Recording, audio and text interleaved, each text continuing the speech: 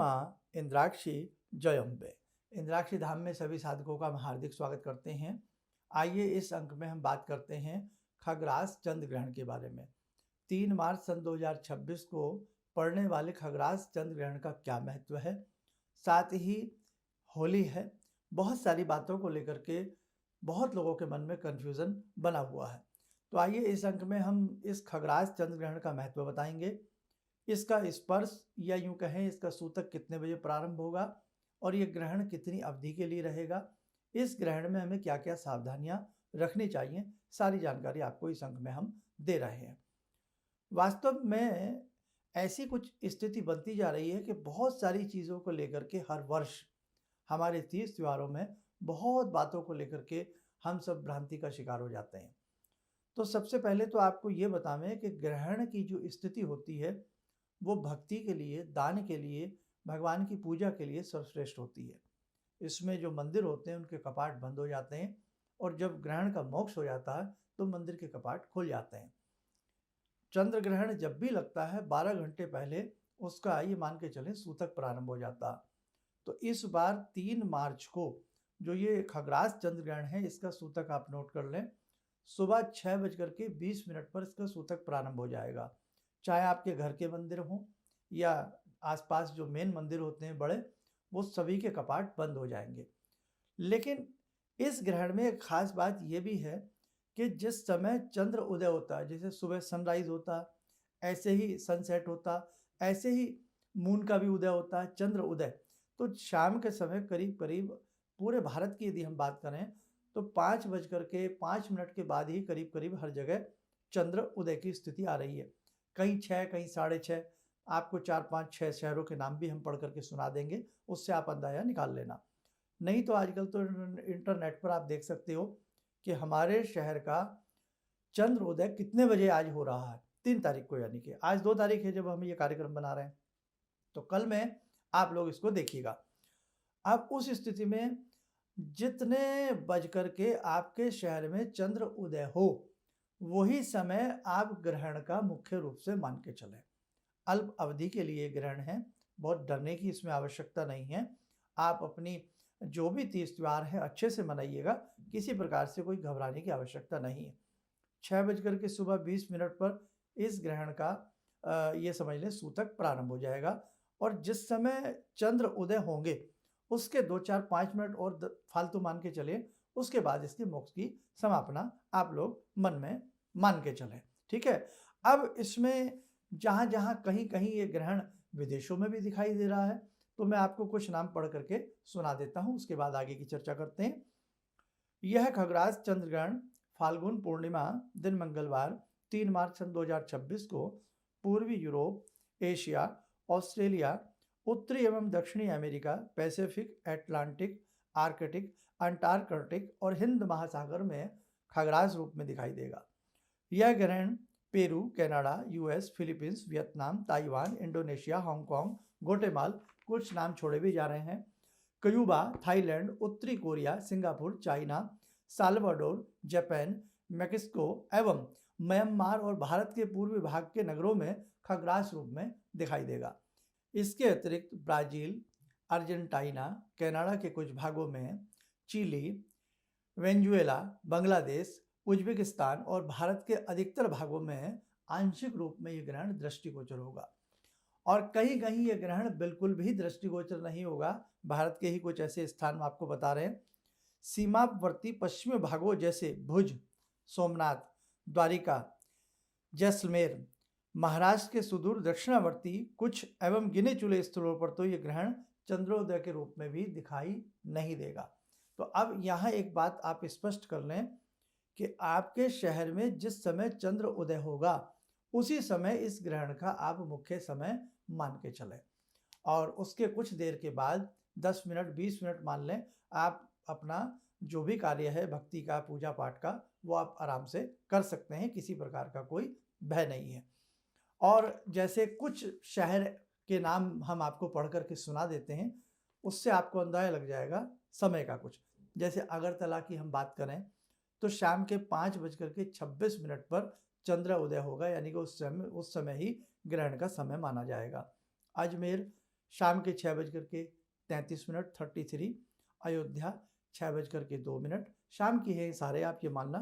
Aligarh 6:19, Allahabad 6:05, Indore 6:31, Gwalior 6:19, Ganganagar 6:35, Chandigarh 6:22, Bathinda 6:31, Roorkee 6:18, Varanasi 5:59, 1 minute कम 6 बजे, सूरत 6:44, कन्नौज 6:11, केदारनाथ 6:13, दार्जिलिंग 5:36, नाहन 6:20, उत्तर प्रदेश मेरठ 6:19, हरिद्वार 6:17। यानी कि करीब करीब 5 बजे के बाद ही और लेकर के 6:30 बजे तक, उसके आसपास तक का ही समय भारत के विभिन्न शहरों में रहने वाला है। अब रही बात इस ग्रहण की, मंगलवार में ये ग्रहण घटित हो रहा है, तो मंगलवार का घटता ग्रहण और ख़ास तौर से ये जो चंद्र ग्रहण है, इसमें अग्नि का भय, चोर का भय और कहीं ना कहीं हारी बीमारियों का भय और तनाव संकट उत्पन्न इसमें हो सकते हैं। यह ग्रहण जो है, इस ग्रहण का यदि हम कुछ राशिफल भी देखें तो राशिफल के हिसाब से यदि आप अपने मंत्रों को बहुत अच्छे प्रकार से करते हैं, सेवा भाव आपके अंदर अच्छे रूप में रहता है, तो कहीं ना कहीं ईश्वर की कृपा तो होती ही होती है। यह ग्रहण पूर्वा फाल्गुनी नक्षत्र और सिंह राशि के समय घटित हो रहा है, यानी कि जिन जातकों का पूर्वा फाल्गुनी नक्षत्र है, सिंह राशि है, वो स्पेशल रूप में इस ग्रहण के मध्य में यानी कि संध्या के समय अपने भक्ति भाव को बढ़ा करके जरूर रखें। और एक चीज़ और बता दें, मैं सुबह 6:20 पर इस ग्रहण का जो सूतक है वो प्रारंभ हो जाएगा 3 तारीख को, और जिस समय चंद्र उदय होगा उसके बाद इस ग्रहण का मोक्ष आप करीब करीब मान करके चलें। इस ग्रहण में कुछ चीज़ें महंगी हो सकती है, कपास महंगी हो सकती है, सूत कपड़ा और अनेकों प्रकार के ऑयल, नमक आदि इसमें काफ़ी ज़्यादा महंगे हो सकते हैं। और इसी के साथ साथ यह उत्तरायण की स्थिति में घटित हो रहा है।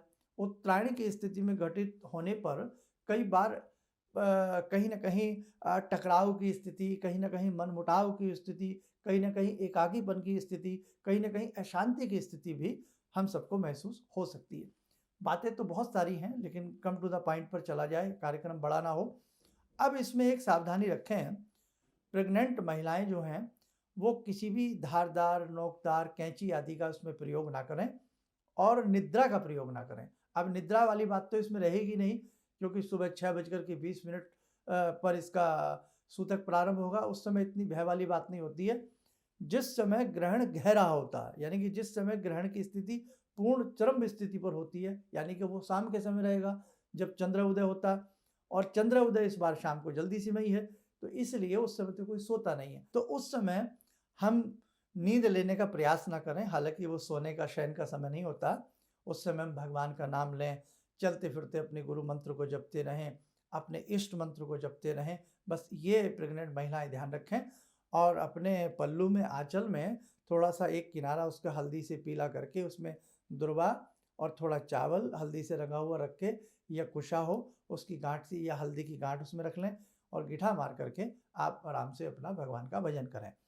दूसरी बात, घर में जो लिक्विड रूप में जैसे पानी है, दूध है, तो उसमें हम क्या कर सकते हैं, कुशा के तृण डाल दें, उसमें हम तुलसी के दल डाल करके रखें ताकि वो शुद्ध माना जाए। दूसरी बात, चंद्र ग्रहण हो या सूर्य ग्रहण हो, गंगा आदि में स्नान करना बड़ा शुभ माना जाता है। तो आप क्या करें, जो गंगा जी के आसपास रहते हैं वो तो स्नान कर सकते हैं, नहीं तो गंगा जल सबके घर में होता है। इस स्नान के समय या संध्या के समय थोड़ा सा गंगा जल का प्रोक्षण अपने ऊपर कर लें। अब इसमें साधनाएं भी होती हैं। हमेशा चंद्र ग्रहण हो या सूर्य ग्रहण हो, उसमें विभिन्न प्रकार की साधनाएं साधक करते हैं। तो इस बार की जो साधना का आपका काल रहेगा वो शाम के 5:15 बजे से लेकर के करीब करीब 6:30 बजे या 6:45 बजे तक आप अपनी साधना का समय रख सकते हैं। और वो समय वैसे भी संध्या का है, गोधूली बेला का है, तो उस समय आप अपने गुरु मंत्र को, इष्ट मंत्र को, या कोई मंत्र आप पहले आपने कभी कोई मंत्र सिद्ध किया हो, दोबारा से उस मंत्र की सिद्धि करना चाहते हो, तो उस समय में, उस काल में उस मंत्र की आप सिद्धि भी कर सकते हैं। वो पूजा पाठ के लिए उपयुक्त स्थान है। लेकिन स्नान की बात सुन लें, 3 स्नान ग्रहण काल में हो जाते हैं। जैसे सुबह स्नान सब करते ही करते हैं, उसके बाद शाम को आपका मन है कि अब हम 5 सवा 5 बजे भक्ति में बैठें, तो इसमें आपको किसी प्रकार के धूप दीप जलाने की आवश्यकता नहीं है, आप बस ऐसे ही बैठ जाएं। लेकिन उसमें स्नान करना आवश्यक होता है। स्नान करके ग्रहण काल की पूजा में बैठें, और जब आपका पूजा समापन हो जाए, यानी कि आपने 1.5 घंटा किया, 2 घंटा किया, उसके बाद फिर आप पुनः एक बार स्नान जरूर करें। ग्रहण में दान हम क्या कर सकते हैं? वैसे तो किसी भी ज़रूरतमंद को हम कुछ भी दें तो बहुत अच्छा रहता है, लेकिन हम ग्रहण में जैसे चीनी दे सकते हैं, चावल दे सकते हैं, चंद्रमा का है ना, सफ़ेद चीज़ों का हम ग्रहण में दान आदि कर सकते हैं। उसको जब सोच करके निकाल लीजिए, भावना से निकाल लीजिए, और बाद में उसका हम दान भी कर सकते हैं, क्योंकि रात्रि का समय हो जाएगा करीब करीब, तो फिर कहीं कोई बाहर जाता नहीं है। अब रही होली का कन्फ्यूज़न। तो होली में देखो, अगर हम 2 तारीख की, यानी कि आज हम 2 तारीख को ये कार्यक्रम बना रहे हैं, हो सकता है कल आप हमारा कार्यक्रम सुने, तो आज की जो होली का समय है उसमें भद्रा का वास है। लेकिन उसमें आप हर व्यक्ति इन बातों को, गहरी बातों को नहीं समझ पाएगा। पूंछ का और मुख का कोई समय का हिसाब होता है, तो इस बार मुख में वो भद्रा का वास नहीं आ रहा है। तो कहीं ना कहीं जो चंद्र ग्रहण को लेकर के भ्रांति है, चंद्र ग्रहण को लेकर के जो होली का दहन की बात है, तो आज कहीं ना कहीं 2 भागों में विभक्त हो गए हैं सब, क्योंकि अब वो समय बहुत क्लियरिटी का नहीं है समझाने का। तो 2 तारीख को जो कर रहे हैं वो भी अपने मन में कोई वहम न रखें, और जो 3 तारीख की रात्रि का होली का दहन कर रहे हैं, जैसे श्री मार्तंड पंचांगम में और अनेकों पंचांगों में 3 तारीख की बात भी कही गई है, तो वो भी अपनी दृष्टि से कहीं गलत नहीं है। तो ध्यान रखें, जहाँ 3 तारीख को भी होली का दहन हो रही है, हमारे इस स्थल पर जहाँ हम लोग रहते हैं वहाँ 3 तारीख की रात्रि का है। तो कहने का भाव, ऐसा कोई वहम नहीं है। क्या ग्रहण काल तो पूजा भाव के लिए होता है। ग्रहण में तो हमने अभी अभी आपसे कहा कि भक्ति की जाती है, पूजा की जाती है, और यदि ग्रहण काल में, क्या पहले हम ग्रहण में यज्ञ करके सिद्धि नहीं करते? तो होली का भी एक प्रकार का यज्ञ है। तो यदि कहीं यहाँ मैं दोनों के लिए समानता की बात कर रहा हूँ, तो कहीं 3 तारीख की रात्रि को यदि होली का दहन हो रही है और उसमें आप जाकर के शामिल होकर के पूजा करते हैं, कुछ करते हैं, तो बिल्कुल भी आप लोग वहम ना करें, क्योंकि ग्रहण का समय उससे पहले निकल चुका होगा, उसके बाद की ही होली का दहन है। तो 3 तारीख में जो कर रहे हैं वो भी वहम का शिकार ना हो, और जो 2 तारीख में कर रहे हैं और भद्रा वाली बात आ रही है, तो इस बार वो भद्रा का पूछ का हिस्सा आ रहा है, तो उसमें भी वो वहम ना करें। कहने का भाव, भैया आप 2 में बना लें, आप 3 में कर लें, दोनों ही दिन आपके लिए सही हैं। आपको किसी भी भ्रमाक स्थिति में नहीं आना है। अब हो क्या रहा है इस बार, हम लोग कुछ भी कहें, लेकिन जैसा हमारे आसपास के लोग कर रहे हैं हम वैसा कर रहे हैं, हमारी कॉलोनी में जैसा हो रहा है हम वैसा कर रहे हैं। अमूमन तो ये सब चीज़ें चल पड़ी हैं। तो मैं इसीलिए अपने सभी जनता जनार्दन से यही निवेदन करता हूँ, मन से मन चंगा कटौती बिच गंगा। आप अपने तीज त्यौहार में किसी प्रकार की परेशानी उत्पन्न न समझें। भगवान के नाम से यदि आप 3 को भी कर रहे हैं तो कहीं भी कोई अशुद्ध अवस्था नहीं है, और यदि आप 2 में भी कर रहे हैं तो भी कहीं अशुद्ध अवस्था नहीं है। बस अपने तीज त्योहारों के रंग को अच्छे से रंगिएगा, अच्छे से मन को बनाइएगा, और बाकी हमारी सारी जानकारी, होली का विशेषांक और 2-4 छोटी-छोटी वीडियोस के माध्यम से भी आपको आज में ही मिल जाएंगी। चलिएगा, ग्रहण की हमने आपको करीब-करीब जानकारी इसमें दे दी है, और बाकी अन्य अंक आप हमारे बहुत अच्छे तरीके से सुनिएगा और समझिएगा। आप सभी को बहुत-बहुत होली की शुभकामनाएं। आप सभी के जीवन में रंगोत्सव बहुत शुभमय तरीके से बने। जय जय मां अम्बे। किसी भी समस्या के समाधान के लिए मिले प्रसिद्ध हस्तरेखा एवं वास्तु विशेषज्ञ प्रोफेसर धर्मेंद्र शर्मा जी से। नोट: शिविर में भाग लेने हेतु एवं व्यक्तिगत रूप से मिलने के लिए कॉल करने का समय सुबह 10 बजे से शाम 6 बजे तक। हमारे विभिन्न ज्ञानवर्धक कार्यक्रम देखने के लिए आप हमें अभी सब्सक्राइब करें, बेल आइकन को प्रेस करें ताकि आप देख सकें हमारा कार्यक्रम सबसे पहले। और अधिक जानकारी के लिए फेसबुक पेज को लाइक करना न भूलें।